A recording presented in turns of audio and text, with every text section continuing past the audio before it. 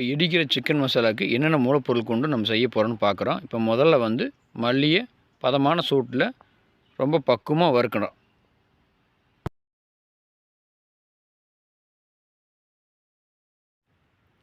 இப்போ மிளகு அதே மாதிரி மிதமான சூட்டில் நல்ல பக்குவமாக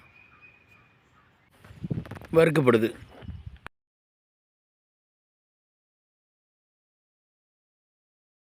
அடுத்து சீரகம் அதே மாதிரி பக்குவமான சூட்டில் பக்குவமாக வறுக்கப்படுது.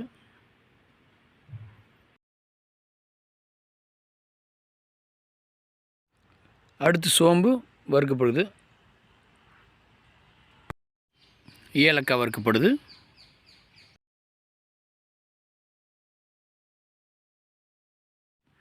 அடுத்து கிராம்பு வறுக்கப்படுது.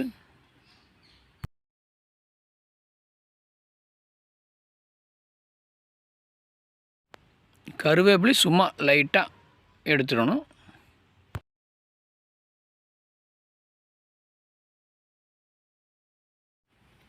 எல்லா பொருளையும் வறுத்ததுக்கப்புறம் அந்த பொருளை நம்ம பாரம்பரியமான முறையில் இடிக்கிற உரல் இயந்திரத்தில் போட்டு இடிக்க ஆரம்பிச்சிட்டோம்.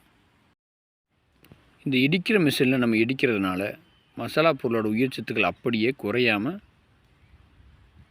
கடைசி வரைக்கும் இருக்கும். இதனால் நல்ல டேஸ்ட்டு, வாசம், இந்த ஆரோமா எல்லாமே சூப்பராக இருக்குது. கண்டிப்பாக ஆரோக்கியத்துக்கு ரொம்ப நல்லது.